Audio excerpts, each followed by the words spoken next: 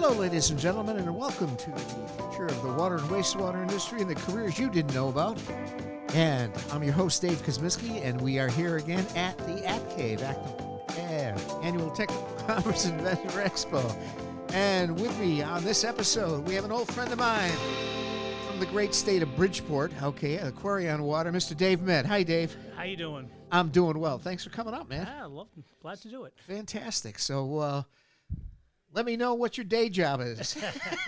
Well, I'm operations manager for Aquarion Water down in Greenwich, where I've been for 31 years. Wow. So You're still on a honeymoon. And let's see, I started with Connecticut American Water Company, which isn't around anymore. And Connecticut American, they had customers in New York too. yes, there was the Right on the border. right on the border. Okay. Yeah. And in 2002, American sold off their division, their New England division, to Aquarion. So I became part of the Aquarion family at that point. Okay. So, what's Aquarion customers now? 500,000. 500,000. Okay. Yeah. You got quite a So bit. and we keep adding. We just added Torrington Water and Yes, New England Water Services. We just had Ingrid on, and Yeah. said that Susan kind of went off into the sunset. Oh and yeah, retired. yeah, of course, yeah, Susan. I was telling Ingrid that Susan and I, when I was chair of the section, she was president of CWWA. So anyway. Yeah, I might have followed her. I was president in 2010, I think. Okay. Yeah. So But no, it's been a great journey. The water business keeps changing though. It's Oh, busy, keeps you busy on your toes. Oh my God, that's for sure. So when you got out of high school going into college, what did you have any career paths, or how did you end up here? I did a little bit of a story, but I actually started out as a zoology major. Really? And worked in consulting for about 10 years for a company that was called Lawler, Matusky and Skelly. Okay. They're now part of HDR, I believe. Okay. So I was there about 10 years. And then at one point, I saw an advertisement for a water quality superintendent. Okay. And it piqued my interest and applied, and I got the job in Greenwich. And started out in water quality and did that for a few years, then slowly moved my way up into operations and management, and here I am. Down that way, don't you? I live in New York, yeah. You live in New York? Yeah. Really? Bedford Hills. Bedford Hills.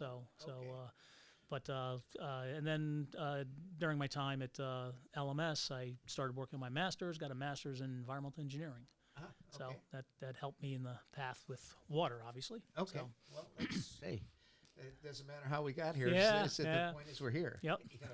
That's the thing. So how many years have you been there? What? This is my 31st year. 31st year? Wow. Yeah. Okay, fantastic. Any plans for retirement or? We thought about it. It's like another couple of years. I think should do. There's just, I tell you, every day is a kind of a different day in the water business, because one day you're dealing with PFAS or lead and copper, and then on the operations side, we got a lot of construction activities going on. We're redoing a couple of the facilities down in Greenwich, and there's. We have an aggressive capital program that keeps us on our toes. Not that we have any aging infrastructure. You know it. Oh my God!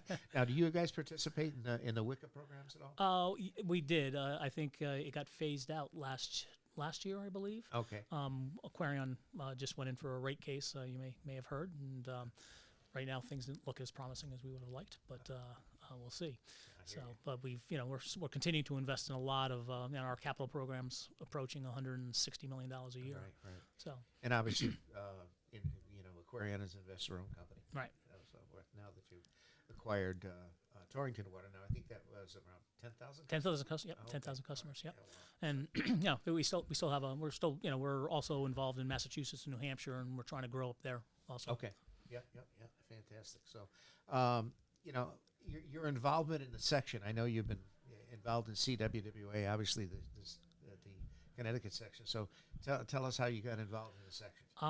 Well, I initially was involved with CWWA, and it started with when I was in Connecticut American, Jim Perry, who you may have heard of. Okay, Yeah, there's Jim. a Jim was flash my of the past. Jim was my boss at the time, and he really emphasized getting involved in the section and the water industry locally, both in Greenwich and also in the state. Yeah. So I started going. I think I got onto the board at CWWA and worked my way up from board to, I think I was secretary for a few years, and then eventually president, and went through that cycle and still try to do what I can with the section whenever I get an opportunity. And you've moderated many a section conference.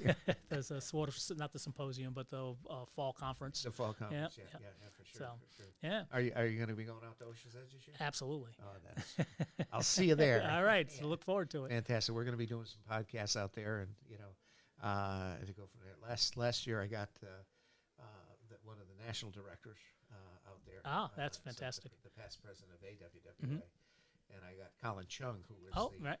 Colin was, I think, international director Right. or something or whatever. But Colin did our podcast out there. It was a good bunch. But yeah, no, AWWA picked us up as it's got a link on their website for our For the podcast. the podcast. Oh, fantastic. And so we're just growing. Obviously, the impetus is that I'm getting this podcast out to all of the local high school guidance departments, making kids aware of the water industry is a good place to be. the opportunities. It's a big tent, and there's a lot of opportunity there. You don't necessarily have to go to college, but there are. Yeah, well, some of we've recently hired a few new operators that went through the Gateway program. Yep. And great start. They come in ready to go. So it's a great program. And Wes Winterbottom and I, Professor, we've done programs at MDC called the Learn and Earn program, where we basically give them 2 weeks of classroom instruction, and then they get embedded into the departments, and that's been a great opportunity that MDC works with and bringing new folks into the fold. And it's gonna be a need that's gonna be present for quite a while. Oh, no doubt. There's no doubt. I think all of us, or at least me, the old dinosaurs. I got one more year, and then I'm going to get to my golden 50, and then I'm going to say, There's going to be a podcaster then from that point forward. I mean, actually, the plan is obviously to expand this into a little. I'm looking at building a mobile podcast studio and traveling across the country. Fantastic. And interviewing people and various water utilities throughout the U.S. Wow, that sounds fantastic. So maybe I'll join you. Yeah, come on. I need somebody to share the driving. As far as that goes. Yeah. So anyway, what do you do for fun? I mean, what do you? Well, let's see. My main hobbies are I like hiking, and I also like birds. Really? I'm a big bird watcher. No kidding. Yeah. Okay. What's prevalent around your area? As far as my wildlife, or wildlife, yeah. Well, this time winter's usually a little quieter time, but there's just any time you walk in the woods, there's always something flying about that most people probably don't pay attention to. Yeah, yeah. I mean, are there eagles up in your way? Oh yeah. Not eagles now are pretty common compared to 20 years ago. Yeah. We've got them nesting on the reservoirs throughout Connecticut, and you go to the Hudson River or the Connecticut River. Generally in the winter you'll see a bunch of them. Yeah, Connecticut here. I mean, there's quite a few on the river. In fact, there's a couple groups, or there's one group I know that runs an annual eagle count every year. Right. They go out Whether it's Connecticut Audubon or one of the local Audubon chapters does that all the time. Yeah. What's your favorite bird, or what's your most unique bird? Oh boy, that could be tough. A couple of years ago, I was in Costa Rica and I saw something called the Rapunzel quetzal, which is a brilliant green and red with a real long tail. It's a but there's I'll think of one that's a local one. You can never go wrong with a Baltimore Oriole or a scarlet tanager. Those are always pretty birds in the summer that come by. And what are the red ones? Cardinals. Cardinals. Yeah, they're pretty. They're year round, but the scarlet tanagers are bright. I mean, red with black wings, and they're a summer breeder. Okay. But they go to like actually Costa Rica or the Central America for winters. Oh, okay. Yeah. All right. So you get out there with your binocs. Oh yeah, and sometimes I get my camera out and try to get pictures. Nice. Yeah. Nice. So Excellent. Yeah. Excellent. Okay. A family have kids or? oh yeah, I got 2 kids. Both one is actually moving to California in 3 weeks. Okay. So I'm moving to LA. She actually got a job with TikTok of all companies. Oh my gosh. Yeah, she was in e-commerce for another company, and they reached out, and she's heading out there, and I got my son is working in Manhattan. So Okay. Wow. yeah. So now, how's she feel about TikTok being banned? Well, I think there's a whole new strategy. I think what they've kind of expressed is if there is an issue, they're going to create a U.S.-based operation that's sort of not affiliated with China. Oh, okay. But obviously, that's a little bit of a concern. But I'm sure. you know, she's young. It was worth. If anything happens, I think she'll still make out all right. Oh, so, for sure. Yeah. For sure. I mean, although I don't know how she's gonna like L.A., but well, she's heading out there. L.A.